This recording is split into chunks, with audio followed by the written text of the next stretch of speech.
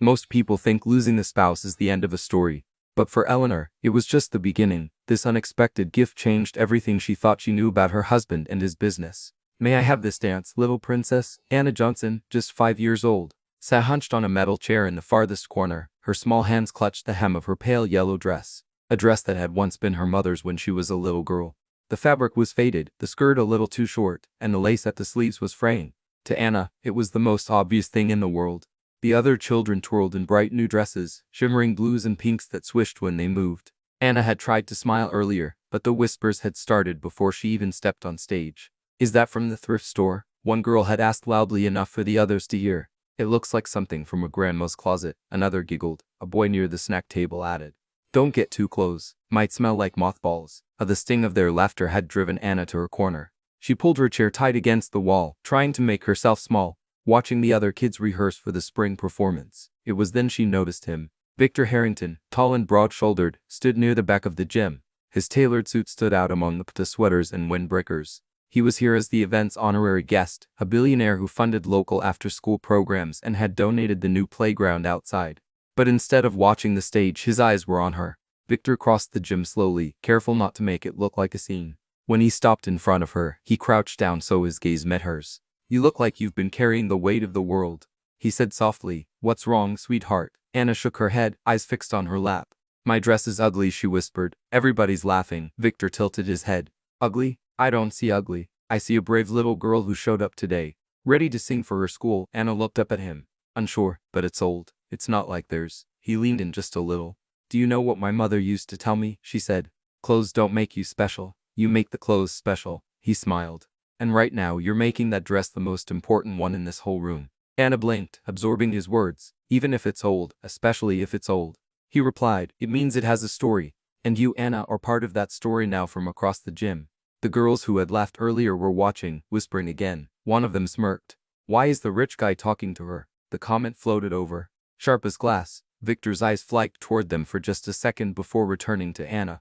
"How about we show them what confidence looks like?" he said. "One dance, you and me, just to prove a point." Anna hesitated, glancing around. "Everyone will stare." "Good," Victor said with a grin.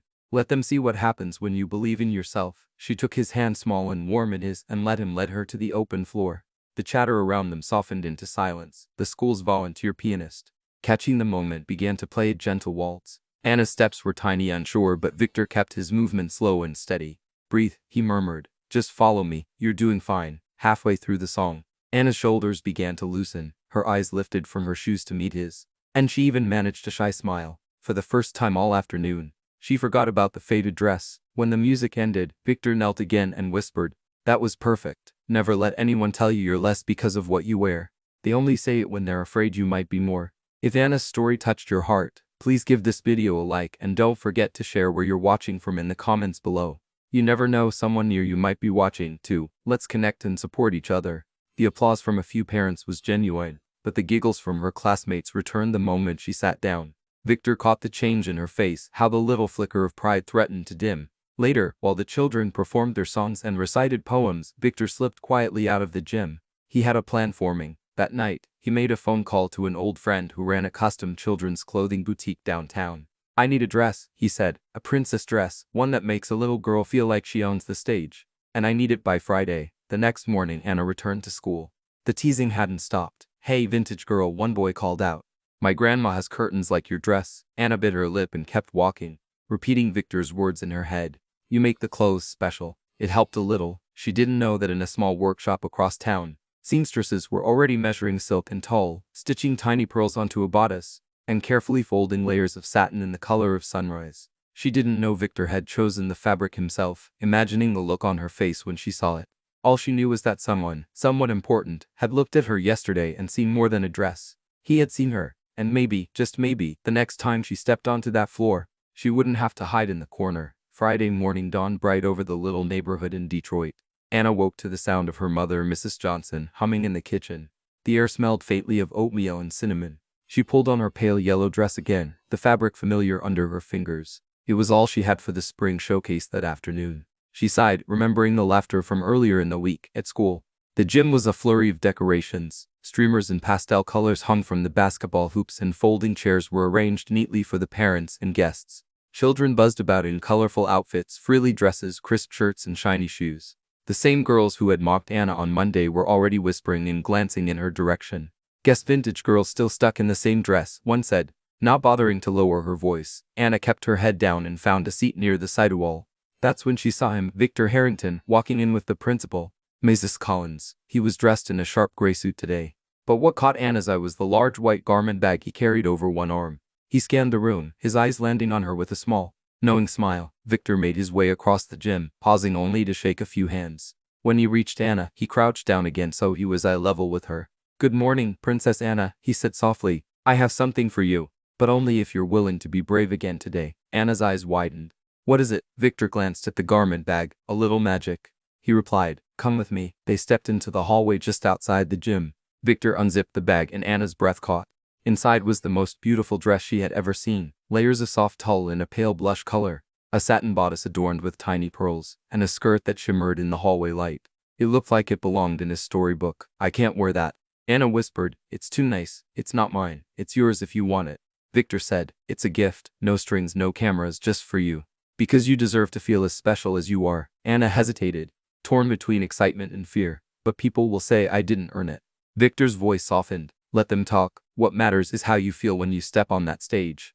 Clothes can't make you who you are, but they can remind you that you belong anywhere you choose to be." Her small fingers brushed the satin. She nodded. "Okay." Minutes later, Anna stepped back into the gym, the new dress flowing around her knees like a cloud. The chatter in the room dropped to a hush, replaced by a ripple of gasps. The girls who had teased her froze mid-sentence. One of them, Madison, muttered, "Where did she get that?" Another girl's voice hissed. "Victor Harrington gave it to her." Figures. Mrs. Johnson entered just then, her eyes widening at the sight of her daughter. Anna thought her mother might scold her for accepting something so expensive. But instead, Mrs. Johnson's face softened. "You look beautiful, baby," she said, her voice steady. "Hold your head high." The performances began, class by class. The children sang, recited poems, and danced small choreographed routines. When it was Anna's group's turn, she took her place at the front of the line. Her heart thudded, but Victor's words echoed in her mind. "You belong anywhere you choose to be." As the music started, Anna sang with a clear, steady voice. She smiled, moved with the rhythm, and when the song ended, she even took a little bow. Applause filled the gym, not the polite kind, but real warm clapping. Yet not everyone was pleased. Near the back, Madison crossed her arms and whispered to Belle, "She's just trying to show off that she didn't even buy that dress." The words reached Anna's ears as she stepped off stage. Her cheeks burned, but she kept walking. Victor met her near the doorway, smiling proudly. "That was wonderful," he said. "They still laughed," she murmured. He leaned down so only she could hear. "That's their problem, not yours. People who can't stand to see someone else shine will always try to dim the light. Your job is to keep shining." Anna nodded slowly. After the showcase, as families gathered for refreshments, Madison approached with Belle in tow. "Nice dress," Madison said, her tone sharp. "Did your mom buy it or did you get it for free because you felt sorry for yourself?" Before Anna could answer, Victor stepped forward. His voice was calm, but it carried. "Anna didn't ask for anything from me. I gave it because I wanted to. And I do it again for anyone who treated others with the same kindness she's shown this week." His eyes held Madison's for a moment before he turned back to Anna. "Come on, princess. Let's get you a cookie before they're all gone." As they walked toward the refreshment table, Anna felt something shift inside her. The whispers didn't seem quite as loud. She still heard them, but they no longer reached as deep. That night at home, she carefully hung the dress in her closet. She didn't know when she'd wear it again, but she knew this every time she saw it. She would remember what Victor told her, that she belonged anywhere she chose to be, no matter what you wore. And deep down, she also knew that this was only the beginning. The weekend after the spring showcase was quieter than usual for Anna. She spent Saturday morning in the living room, coloring at the coffee table while Mrs. Johnson folded laundry. Every so often, her mother's gaze would drift toward the hallway where the blush princess dress hung carefully in the open closet. It seemed to radiate in the dim apartment light, a reminder of the moment her daughter had stepped onto that stage with her head high. But on Monday, the warmth of that memory faced its first test. The schoolyard was buzzing when Anna and her mother arrived. Parents chatted near the gates. Children darted between hopscotch squares and the older kids clustered near the basketball court. Anna spotted Madison and Belle by the swings. Their heads were close together, their eyes flicking toward her before breaking into laughter. "Here comes the little charity case," Madison called out loudly enough for others to hear. "Better watch out. She might have another rich man buying her clothes." The word stung, but Anna remembered Victor's voice. "Your job is to keep shining." She walked past them, chin slightly higher, and joined her friend Emily near the sandbox. Emily, a quiet girl with glasses too big for her face, gave her a small smile. I liked your psalm on Friday, she said chilly. Thanks, Anna replied, her shoulders easing. By recess, however, the whispers had spread. In the lunchroom, Anna could hear bits of conversation. It's not fair, she's just showing off. Why would he even notice her? The comments weren't always direct, but the sideways glances made their meaning clear. When she slid her lunch tray onto the table beside Emily, Madison plopped down across from them. So, Anna, she began, voice sugary sweet. When's your next dress coming? Maybe we should all ask Mr. Harrington for one. Seems like he's giving them out for free. Oh, Anna gripped her sandwich tighter. He didn't give it to me because I asked, she said quietly. Oh right, Madison said with a smirk. He just what? Saw you looking sad and decided you needed a pity gift. A few kids nearby chuckled. Emily started to speak, but Anna shook her head, refusing to give Madison more fuel. Instead, she focused on her lunch. Though her appetite had vanished that afternoon, as the final bell rang, Anna found Victor waiting outside with Mrs. Collins. He was there to discuss expanding the school's art program. But when he saw Anna, his expression softened. How's my favorite princess? He asked. Anna hesitated. They're still laughing at me, she admitted. They say you gave me the dress because you felt sorry for me. Victor's brow furrowed. Do you believe that? She shook her head. But it still hurts. He crouched to meet her eyes. When people don't understand something, they make up stories to explain it. Most of the time, those stories say more about them than they do about you. Anna thought about that on the walk home. She imagined the words like little paper boats people sent floating her way. She didn't have to catch them, she could let them drift past. On Wednesday, the tension came to a head. During art class, the teacher announced a dress as your hero day for next week, part of the school's spirit week. Kids immediately began chattering about costumes, firefighters, athletes, movie stars. Madison leaned over to Belle and stage whispered, I bet Anna will just ask Mr. Harrington to dress her again. The giggle that followed was sharp and deliberate. Anna's cheeks flushed. But instead of shrinking into herself, she raised her hand. Can our hero be someone we know? She asked the teacher. Of course, the teacher replied. It can be anyone who inspires you. Anna nodded, a small plan forming in her mind. That evening, she told her mother what had happened. Mrs. Johnson frowned. People can be mean when they're jealous, she said, but you don't have to give them the power to make you feel small. Anna looked at the princess dress in her closet. I want to wear it again, she said. Not to show off, but because my hero is someone who told me I belong anywhere I choose to be. Her mother smiled knowingly. Mr. Harrington, Anna nodded. I'm going to tell everyone why he gave me this dress. Not because he felt sorry for me, but because he believed in me. When Friday came, Anna found a note slipped into her backpack. The handwriting was unfamiliar, but the message was clear. Stop pretending. We all know you didn't deserve it. She read it twice, then folded it and put it in her pocket. It stung, but she reminded herself of the paper boats. She wouldn't carry it home in her heart. That afternoon, she saw Victor again. He was helping Mrs. Collins unload boxes for the art room. She walked up to him, pulling the note from her pocket. Somebody left this for me, she said. Victor read it, then met her gaze. Sometimes courage isn't about fighting back. Sometimes it's about refusing to let them change who you are. I'm going to wear the dress on Hero Day, Anna said firmly. And I'm going to tell them the truth. He smiled. That's the bravest thing you could do. At the weekend before Hero Day, Anna and her mother took the dress out of the closet. They steamed the towel, polished the little pearls, and found a ribbon for her hair that matched the blush satin. As her mother worked, she said softly, you know, when I was your age, I had a dress just like this. I wore it until it didn't fit anymore. It made me feel like I could do anything. Anna looked at her reflection in the mirror, the skirt fanting around her knees. That's how I feel now. She didn't know exactly how Monday would go. She didn't know what Madison would say or if the whispers would stop. But she knew this, she would walk into that school as herself, head high wearing the dress that had become more than fabric.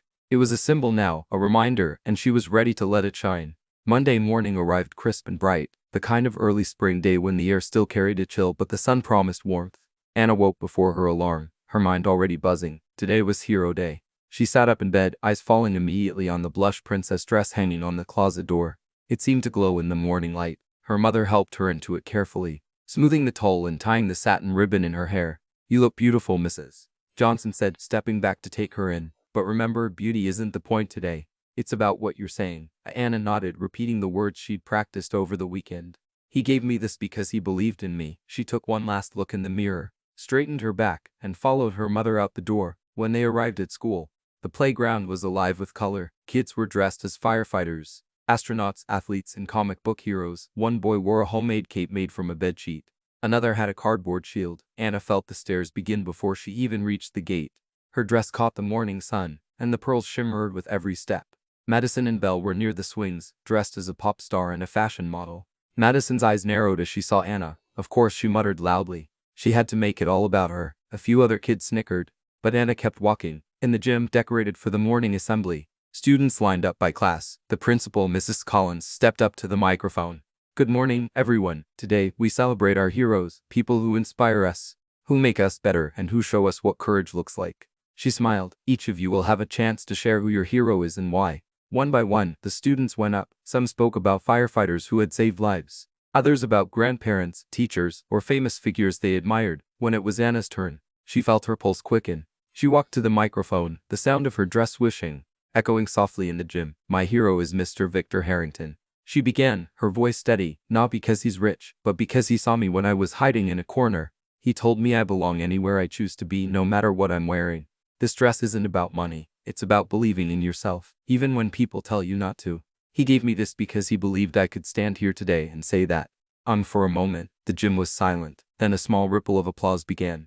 First from the teachers, then from parents in the back, and finally from some of the students. Anna stepped away from the microphone, her heart racing but her head held high. Madison was next in line. She walked to the microphone, glancing at Anna before speaking. My hero is my mom because she works hard to give me everything I want. The words were pointed, but they lacked the confidence she had shown earlier. A few kids clapped politely, but the energy in the room had shifted. After the assembly, students moved to their classrooms for the rest of the day. Anna noticed something different. Emily walked beside her, holding her head higher than usual. You were really brave, she whispered. I think what you said. It mattered. At recess, Madison approached again, but this time without Belle. Nice speech, she said flatly. I still think you didn't need to make it such a big deal. Anna met her eyes. It wasn't about making it big. It was about telling the truth. For the first time, Madison didn't have a quick comeback. She shrugged and walked away. Later that afternoon, Victor arrived to drop off supplies for the art program. Mrs. Collins called Anna to the office. When she entered, Victor smiled. I heard you made quite a speech today. I told them why you gave me the dress. Anna said, not because I asked for it, but because you believed in me. Victor nodded approvingly. That's the kind of truth that lasts. The kind that no whisper can undo. As they talked, Mrs. Collins stepped forward with a small envelope. Mr. Harrington has also decided to fund a scholarship for students here to help them join art, music, and theater programs without worrying about cost. And Anna, he'd like you to help choose the first recipient. Anna's eyes widened. Me? Yes, you, Victor said, because you know what it's like to be left out for reasons that have nothing to do with your talent or heart. I think you'll make the right choice. The rest of the day passed in a blur. By the time the final bell rang, the sun was casting long shadows across the schoolyard. Anna walked out with her mother, the dress swaying gently in the breeze. For the first time, the whispers she heard weren't sharp. They were softer now, more curious than cruel. In the car, Mrs. Johnson glanced at her in the rearview mirror. You know, you did more than wear a pretty dress today. You showed them who you are. Anna smiled, thinking of the stage, the microphone, and the moment of silence before the applause. I think maybe I showed myself, too. That night, she hung the dress back in the closet. But this time, she didn't see it as a reminder of a gift. She saw it as a promise. A promise to keep stepping forward, no matter who tried to push her back. She didn't know what challenges lay ahead, but she knew this. The girl who once hid in the corner could now stand in the center of the room. And that was something no one could take away. The week after Hero Day felt different for Anna. The air in the school halls seemed lighter, and while a few kids still whispered, the sharpness in their voices had dulled. Even Madison kept her distance, though Anna could sense the glances she threw her way when she thought no one was looking. Emily had started sitting with her at lunch every day, and even a couple of other classmates had shilly complimented her speech. On Thursday afternoon, Mrs. Collins called Anna to the office. She found Victor there seated across from the principal's desk, a folder open in front of him. Anna, Mrs. Collins greeted warmly. We're just about to start. Victor gestured to a chair beside him. Remember what we talked about last week about helping choose the first student for the new art scholarship? Anna nodded and climbed into the seat. Mrs. Collins slid a piece of paper across the desk. These are the names of students whose families could use a little help with costs for things like music lessons, art supplies, or dance classes. We thought you could look through them and tell us who you think should be chosen. Anna scanned the list, some of the names she recognized from her class. Others she'd only seen in passing in the hallways. One name caught her attention. Jaime Brooks. She remembered seeing him sketch superheroes in the margins of his math homework. His pencils were always short and worn, the kind her mother called nubs. And he once told her he couldn't join the after-school art club because his family couldn't afford the supply fee. I think maybe Jaime, Anna said, pointing to his name. He's really good at drawing, and I don't think he has the stuff he needs to keep doing it. Victor smiled. That's a good choice, but let's make sure you know you can pick anyone. For any reason you think is right. Anna thought for a moment longer. But her mind kept returning to Jaime's shy smile and the way he'd lit up the one time their teacher had praised his drawing. Yes, Jaime. Then Jaime it is, Mrs. Collins said, making a note. We'll announce it at the assembly next week, after school. Anna found Jaime by the bike racks. Hey, she said, walking up. You're going to want to be at the assembly next Friday. Why? He asked, adjusting his backpack straps. You'll see, she grinned and skipped off, leaving him puzzled. That night, as Anna and her mother prepared dinner, she told her about Jaime. Mrs. Johnson listened quietly, a small smile tugging at her lips. You're learning something important, Anna. When someone lifts you up, the best thing you can do is find a way to lift someone else. The next week seemed to crawl by. When Friday finally arrived, the school gathered in the gym once more. Mrs. Collins stepped up to the microphone. Today we're announcing the recipient of our new Harrington Arts Scholarship. This award will cover the cost of joining any art, music, or theater program the student chooses and provide the supplies they need to succeed. She looked down at the paper in her hand, then back up.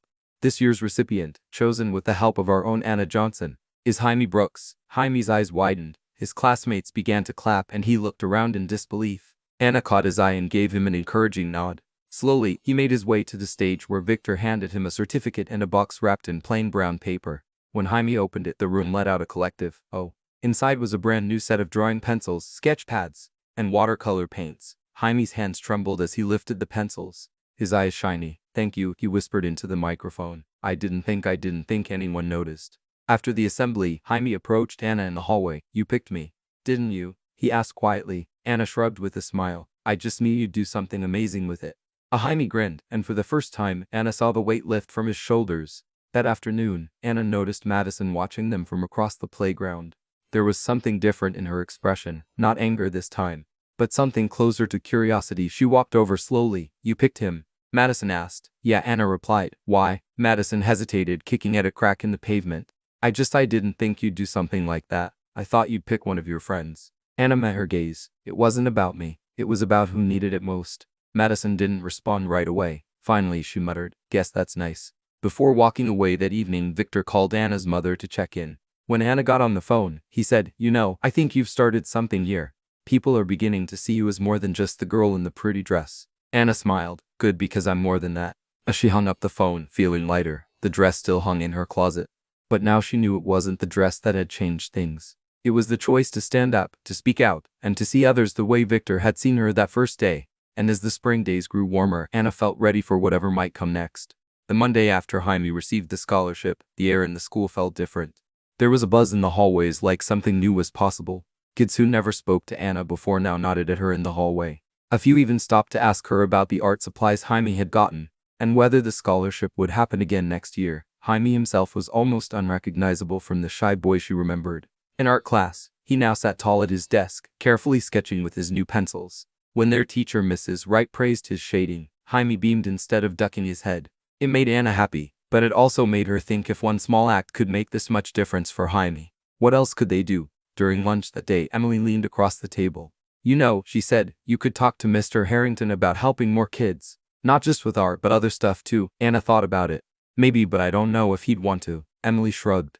You won't know until you ask. That evening, Anna found herself pacing the living room while her mother cooked dinner. Mom, she began, what if we could help more kids at school? Not just Jaime, Mrs. Johnson stirred the pot on the stove. That's a big idea. Anna, you'd need help to make it happen. Mr. Harrington could help, Anna said quickly, and maybe the principal. We could make a list of things kids need, like books or sports equipment or instruments, and figure out who could give them. Her mother smiled faintly. Sounds like you're talking about a whole program. Maybe I am, Anna replied. Why not? 2 days later, she got her chance. Victor stopped by the school to meet with Mrs. Collins about the art room renovations. Anna waited outside the office until the meeting ended and stepped inside.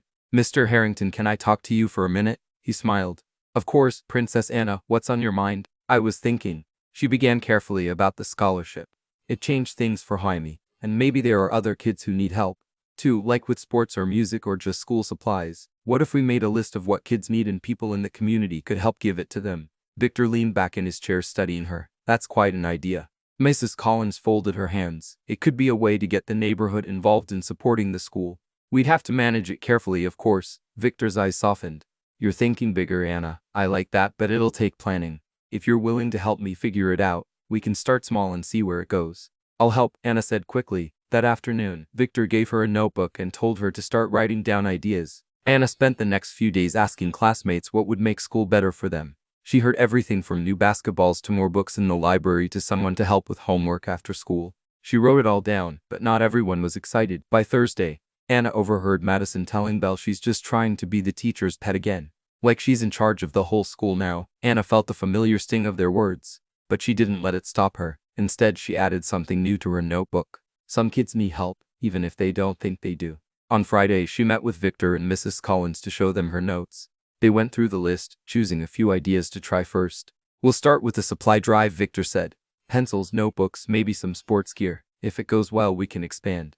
Anna felt a warm swell of pride. "I think it will go well," she said. The announcement about the drive went out the following Monday, and almost immediately something started to shift. Parents volunteered to donate items. Local businesses offered discounts. Even some of the older students asked if they could help collect supplies. One afternoon, as Anna sorted boxes in the gym, Madison walked in. She stood awkwardly for a moment before saying, "I brought some notebooks. My mom had extras." Anna looked up, surprised. "Thanks, that's really nice of you." Madison shrugged. "I guess it's a good thing you're doing for everyone." It wasn't an apology, exactly, but it was something. And when Madison bent down to place the notebooks in the box, Anna felt like maybe, just maybe, this ripple was reaching farther than she expected.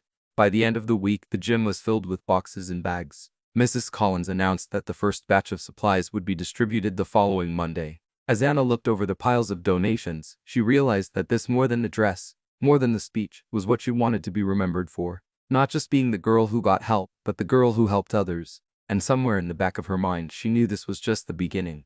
The ripple had started, and there was no telling how far it might go. Monday morning came with the scent of rain in the air. The sky hung low over the school, clouds swollen and heavy. As Anna and her mother walked up the steps, inside the gym was buzzing with activity. Rows of tables lined with boxes of supplies, each carefully labeled: notebooks, pencils, sports gear, art supplies. Mrs. Collins stood at the front, clipboard in hand, while volunteers bustled around. Victor was there, too, sleeves rolled up, helping carry a heavy box of soccer balls. "Morning, Princess," he greeted Anna, a grin spreading across his face. "Ready for our first big day?" Anna nodded, excitement bubbling in her chest. This was it, the day kids would finally receive the things they needed. She imagined the smiles, the relief, maybe even the hugs, but the morning didn't go as smoothly as she hoped. As soon as the doors opened, a rush of students and parents poured in. Some waited patiently, but others pushed forward, voices raised. "I signed up for basketball shoes." One parent insisted, "Why is my name not on the list?" Another child tugged at Anna's arm, saying, "They said there aren't any more paints left." "That's not fair." Anna tried to help, guiding kids to the right tables, but the noise and confusion began to overwhelm her. In one corner, Madison stood with her arms crossed, watching the chaos with a faint smirk.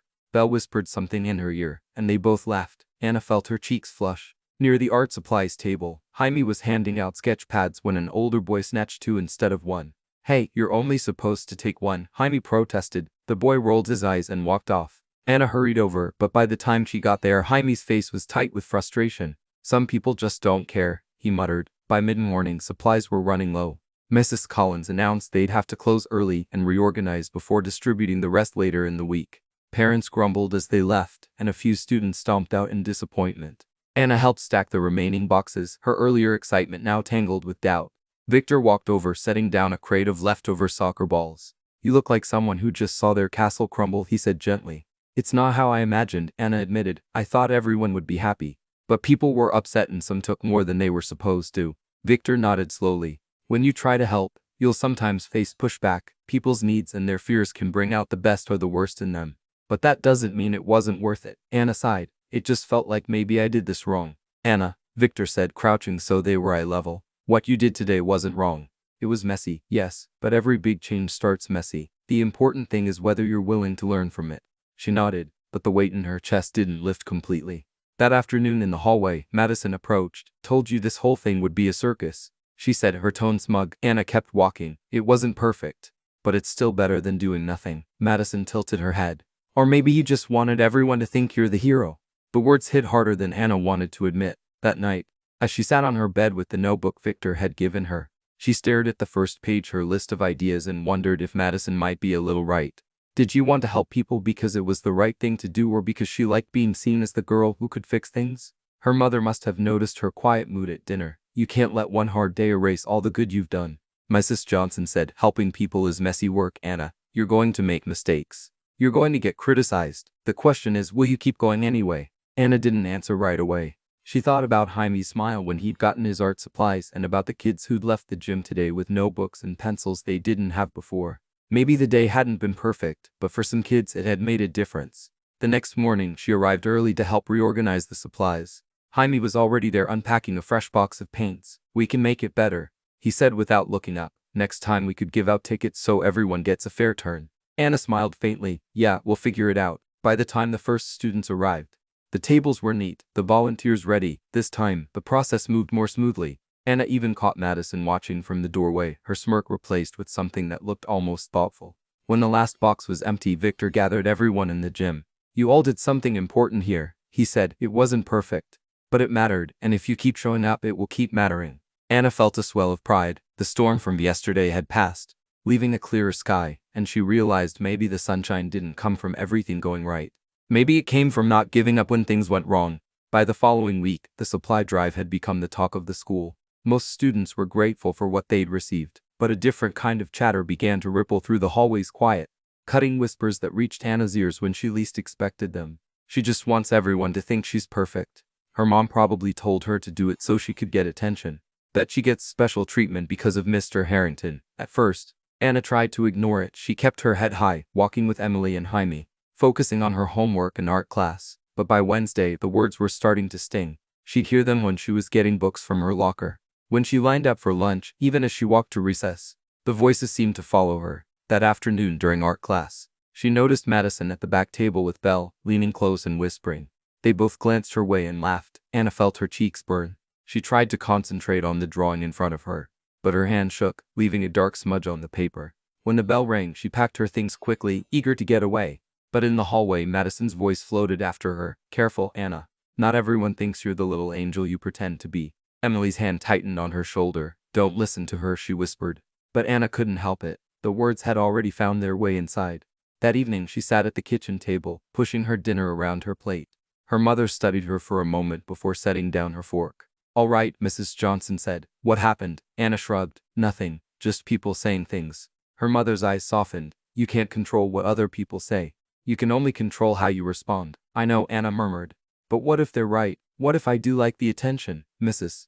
Johnson reached across the table, taking her hand. Liking to be recognized for doing good doesn't make the good any less real. The real test is whether you'd still do it if no one noticed. Anna thought about Jaime, about the kids who had gone home with new supplies, about the quiet thanks she'd heard from parents. She realized she would have done it even if there had been no applause because she remembered what it felt like to need something and not have it.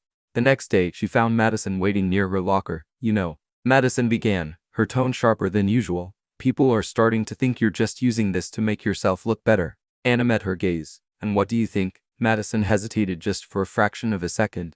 I think you're not as perfect as everyone says. I'm not perfect, Anna said, her voice steady. I'm just trying to help. She walked away before Madison could reply. Later that afternoon, Victor visited the school again. He met Anna in the library where she was helping Mrs.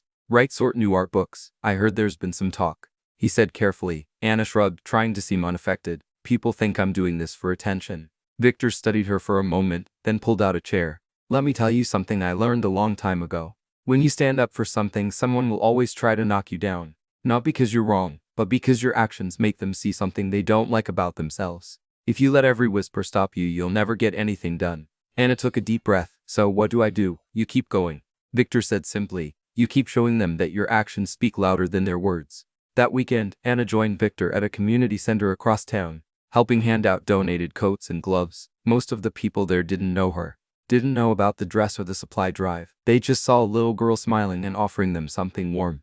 The gratitude in their eyes was enough to make the whispers at school feel small. When Monday came, Anna walked into the building with her head high. She passed Madison in the hallway, who looked at her but said nothing. In class, she volunteered to help set up for the spring talent show. She spent recess talking with Jaime about an art project they could display in the library.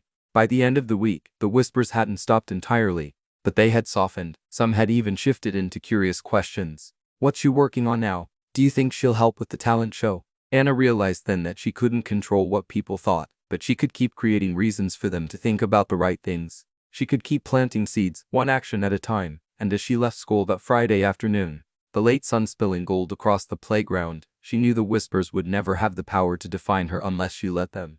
The spring air carried a crisp freshness as the school buzzed with excitement. The annual talent show was approaching, and this year it felt bigger than ever. Posters were taped to every hallway wall, each one a burst of color with pictures of microphones, spotlights, and smiling faces. Anna could feel the energy everywhere, but beneath the anticipation, there was also a quiet tension she couldn't quite shake. In art class, Mrs. Wright had asked Anna and Jaime to help design decorations for the event. It was the first time Anna felt truly in charge of something at school, and she took it seriously. Together, they painted banners, cut out stars from colored paper, and carefully arranged fairy lights along the windows. The library, where rehearsals were to be held, began to look like a magical place, yet not everyone shared Anna's enthusiasm. Madison and Belle had formed a small group, whispering just beyond the edge of the art room's door. Anna caught snatches of their conversation. "She's acting like she owns the school," Belle whispered, giggling. "Who does she think she is?" Madison's voice was sharper. "Just wait until the show. We'll see how popular she really is." Anna's stomach twisted, but she refused to let it stop her. Instead, she focused on the stage. She had signed up to sing a song her mother used to sing to her at bedtime. A soulful tune filled with hope and strength. It wasn't the loudest or flashiest choice, but it was hers. Rehearsals began after school. The gym transformed into a makeshift theater, the stage adorned with strings of twinkling lights. Anna's heart raced every time she stepped up to the microphone to practice. Victor came to watch one afternoon, sitting quietly in the back, his presence a comforting reminder of support. "You sound amazing," he said softly after her rehearsal. "Don't let anyone tell you otherwise." But the whispers and stares from Madison's group followed her like shadows. One day, Madison approached her near the snack table. "Are you really going to sing that song?" she asked, tone dripping with disbelief. "Sounds like a lullaby for babies." Anna squared her shoulders. "It's the song I want to sing." Madison smirked. "Good luck with that." The day of the talent show arrived with a sense of electricity in the air. Parents, teachers, and students packed into the gym, their chatter filling the room with warmth. The lights dimmed, and the Kenner's voice echoed through the microphone. First came the magic tricks, then the piano solos, a few comedy skits. Finally, it was Anna's turn. She stepped onto the stage, her blush dress shimmering under the spotlight. The room fell silent, and the only sound was the soft strum of the guitar backing her. She closed her eyes and began to sing. Her voice was soft at first, then grew stronger, filled with every hope and fear she'd carried for so long. She sang of courage, of standing tall when the world tries to push you down. The words filled the gym like a gentle tide, washing away doubt and fear. When she finished, the silence held for a heartbeat before the gym erupted in applause. Anna opened her eyes to see smiles everywhere, from her mother, from Victor, from even a few classmates she hadn't expected to cheer. Madison's face was unreadable, but the intensity of her gaze softened just a little. Backstage, Jaime gave her a high five. "You nailed it," he said. "That was wow." Anna smiled, her heart soaring. She had faced the whispers, the doubt, and had come through shining. After the show, as the crowd began to disperse, Victor pulled Anna aside. "You did more than sing tonight," he said. "You gave everyone here a reminder that sometimes the quietest voices are the strongest." Anna looked around at the bustling gym, the fading lights, and felt a quiet pride settle deep within her. She wasn't just the girl with the old dress anymore. She was a voice, a spark, a force to be reckoned with. And she knew this was only the beginning of a story much bigger than herself. The days after the talent show were filled with a strange mix of emotions for Anna.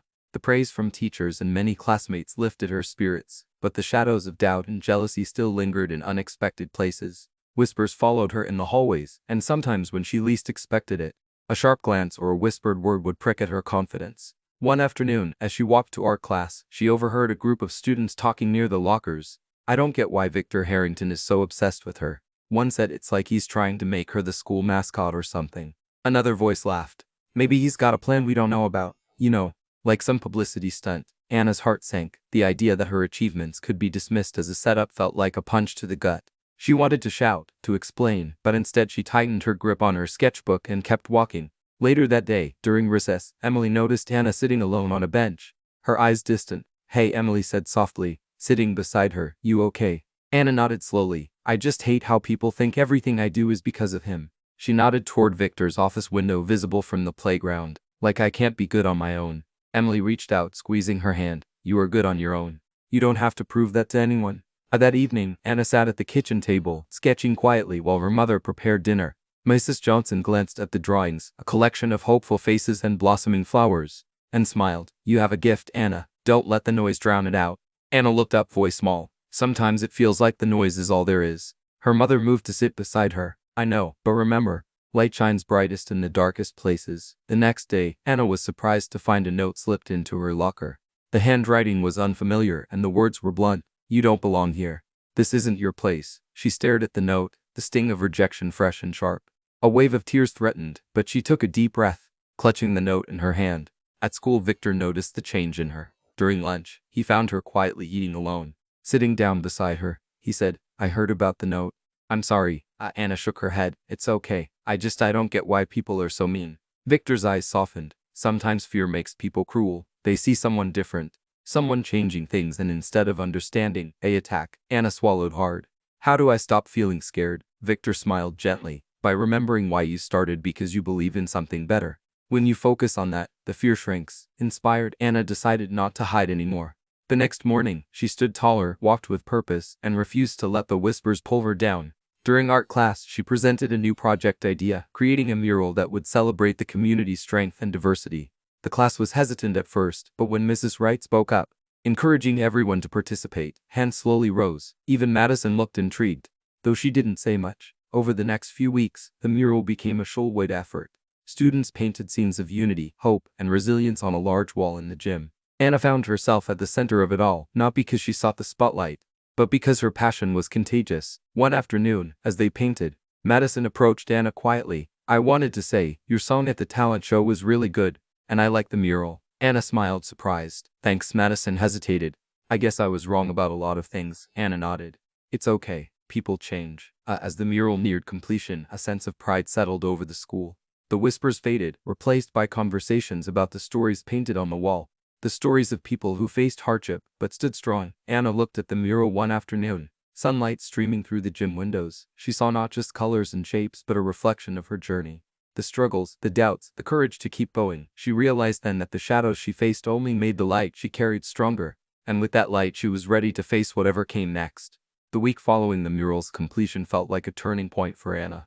The gym wall, now bursting with vibrant colors and stories, had become a symbol not just of the school's unity, but of Anna's quiet resilience. As students and teachers gathered around to admire the artwork, Anna found herself caught between newfound respect and lingering tension. One afternoon, while she was finishing touches on a small corner of the mural, a voice startled her. Mind if I join you? Anna turned to see Mrs. Thompson, the school's music teacher, standing nearby. Mrs. Thompson was known for her stern demeanor and high expectations, but today there was a softness in her eyes. Sure. Anna replied, stepping aside. Mrs. Thompson pulled up a chair and picked up a paintbrush. I've been watching your work here. It's impressive. She hesitated, then added, I wanted to talk to you about something. Anna's curiosity piqued. What is it? The teacher glanced around, then lowered her voice. I know things haven't been easy. The whispers, the notes, you've faced more than most kids your age. I want you to know I see you, not just the girl with the dress or the scholarship, but the person behind it all too. Anna blinked, unsure how to respond.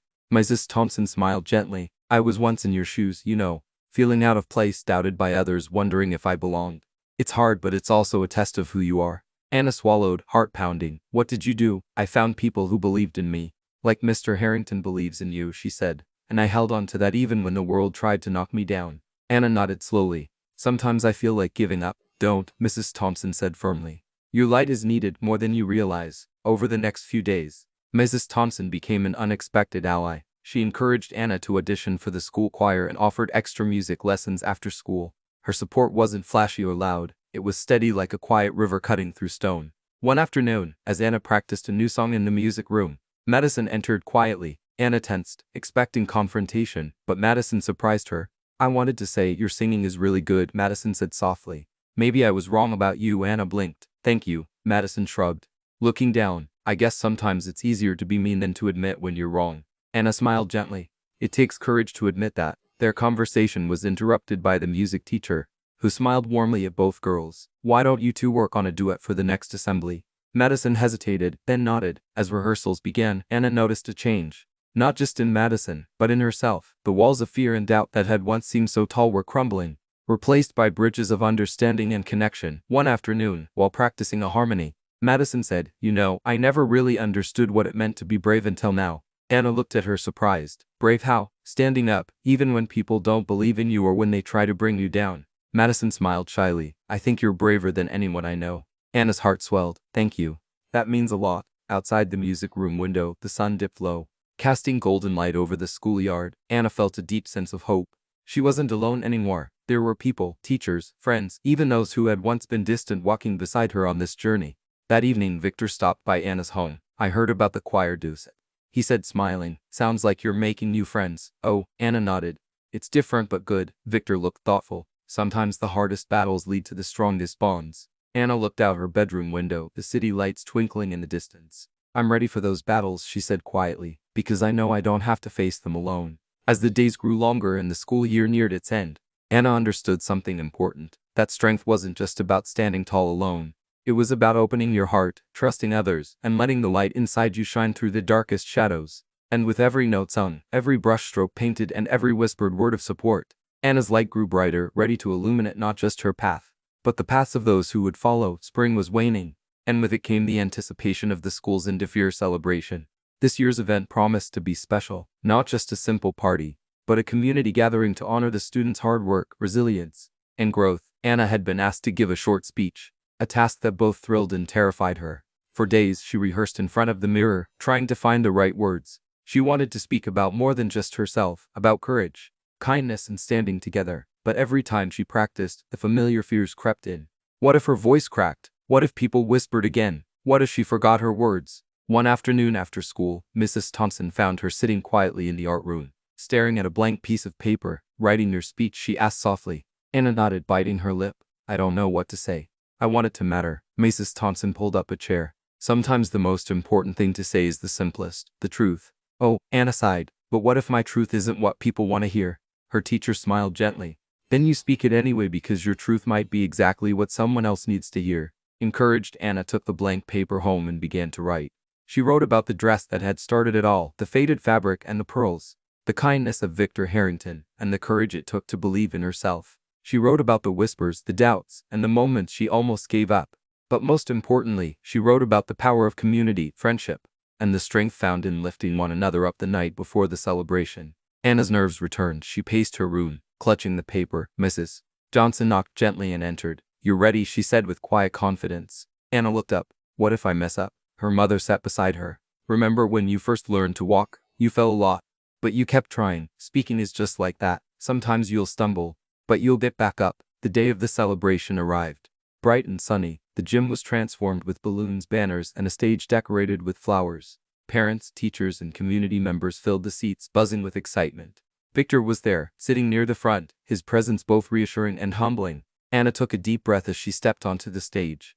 The spotlight warm on her face, she looked out at the crowd. Some faces familiar, some strangers, but all waiting. My name is Anna, she began, voice steady but soft. This year, I learned something important about courage. It's not about being perfect or never making mistakes. It's about standing up even when you're afraid. It's about believing in yourself when others doubt you. She paused, scanning the room. I want to thank everyone who helped me. My family, my teachers, my friends, especially Mr. Victor Harrington, who showed me that sometimes one act of kindness can change a life. Anna spoke of the dress that had once made her feel invisible, but now was a symbol of hope. She told them about the scholarship, the supply drive, and the mural, how all these things came from a simple belief in each other. When we lift each other up, we all shine brighter, she said, voice growing stronger, and no matter what anyone says, we all belong. The room erupted in applause. Anna felt tears prick her eyes, not from fear but from a deep, overwhelming joy. She had shared her truth, and it had been heard. After the speech, as the celebration continued with music and laughter, Madison approached Anna once more. This time, her eyes held something different. Respect. I'm sorry for how I acted, Madison said quietly. You're braver than I realized. Anna smiled warmly. Thank you, and thank you for saying that. As the sun set outside, casting a golden glow through the windows, Anna stood with Victor and her mother. The journey had been difficult, full of challenges and doubts, but in this moment, surrounded by a community that had come together, she knew it was just the beginning of something beautiful. And with courage as her guide, Anna was ready to face whatever the future held. The celebration had ended, but for Anna, the journey was just beginning. The applause, the smiles, and the warm words from her speech had kindled something inside her. A desire to keep moving forward, to keep making a difference. In the days that followed, the school felt different. There was a sense of hope woven into the air, like spring itself had settled in the hearts of the students and teachers. Anna noticed more kids helping each other, more laughter in the hallways, and fewer whispers meant to tear others down. One afternoon, Mrs. Collins called Anna into her office. The principal's face was bright with a mixture of pride and excitement. Anna, I have a proposition for you. Anna sat curious. We're starting a new mentorship program at the school, Mrs. Collins explained.